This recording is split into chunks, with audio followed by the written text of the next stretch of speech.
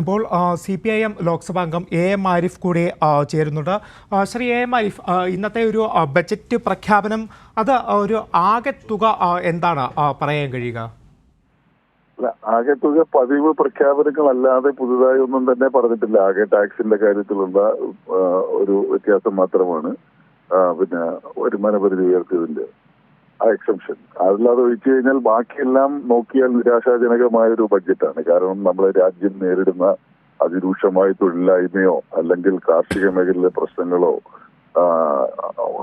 അടക്കമുള്ള പിന്നെ നമ്മുടെ ജനജീവിത ദുസ്സഹമായിക്കൊണ്ടിരിക്കുന്ന വിലവർധനവോ അങ്ങനെയുള്ള യാതൊരു പ്രശ്നങ്ങളെയും അഡ്രസ് ചെയ്യാതെ കഴിഞ്ഞ ബഡ്ജറ്റിന്റെ ഒരു ആവർത്തനം മാത്രമാണ് ഇപ്പോൾ നടത്തിയിട്ടുള്ളത്. അല്ലാതെ വേറെ എന്തെങ്കിലും അതിൽ നിന്ന് ജനങ്ങൾക്ക് പ്രതീക്ഷയ്ക്ക് വക നൽകുന്ന യാതൊരു കാര്യവും ഉൾക്കൊള്ളിച്ചിട്ടില്ല എന്നുള്ളതാണ്. തികച്ചും നിരാശാജനകമായ ഒരു ബഡ്ജറ്റാണ് അവതരിപ്പിച്ചിട്ടുള്ളത്. അപ്പൊ ഇത് നമ്മുടെ രാജ്യത്തെ ഏതെങ്കിലും തരത്തിലുള്ള നമ്മൾ അഭിമുഖീകരിക്കുന്ന പ്രശ്നങ്ങളെ അഡ്രസ് ചെയ്തതായിട്ട് കാണാൻ കഴിയത്തില്ല.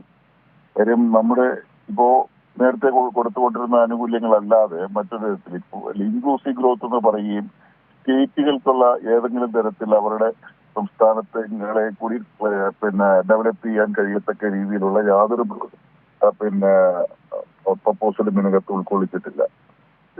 സ്റ്റേറ്റുകളെ കൂടി ചേർത്തതാണ് രാജ്യത്തിന്റെ വികസനം എന്ന് പറയുകയും പ്രസംഗിക്കുകയും ബഡ്ജറ്റ് സ്പീച്ചിന്റെ ആമുഖത്തിൽ അത് പറയുകയും ചെയ്തിട്ട് സ്റ്റേറ്റുകൾക്ക് അതിന് വേണ്ടിയിട്ടുള്ള പ്രതീക്ഷയ്ക്ക് വക നൽകുന്ന യാതൊന്നും തന്നെ ഉൾക്കൊള്ളിച്ചിട്ടില്ല.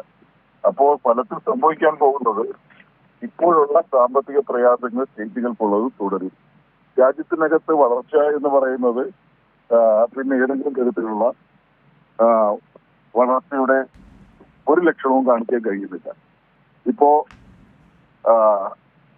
എന്താ പറയാ, ആകെ കൂടി ഇവർ പറയുന്ന ഒരേ ഒരു കാര്യം പിന്നെ GDPയുടെ 5.1 ആയിട്ടുള്ള ഫിസിക്കൽ ഡെഫിസിറ്റ് നിലനിർത്താൻ കഴിഞ്ഞു എന്നുള്ളത് മാത്രമാണ് പറയുന്ന ഒരു ഗ്രോത്ത്. പക്ഷെ ഈ രാജ്യത്തിന്റെ പൊതുകടം, ആ കടത്തിന്റെ കാര്യത്തിൽ ഇപ്പോഴും കടം തന്നെയാണ് വരുമാന മാർഗം, പിന്നെ ഓഹരി വിറ്റഴിക്കൽ തന്നെയാണ് വരുമാന മാർഗം. മറ്റു തരത്തിൽ ഏതെങ്കിലും തരത്തിലുള്ള വരുമാന മാർഗത്തെ കുറിച്ച് ഡിസ്കസ് ചെയ്യുന്നില്ല. അപ്പോ രാജ്യം അഭിമുഖീകരിക്കുന്ന സാമ്പത്തികമായ പിന്നോക്കാവസ്ഥയ്ക്ക് പരിഹാരങ്ങൾ തൊഴിൽ പരിഹാരം കാണാൻ കഴിയുന്നില്ല.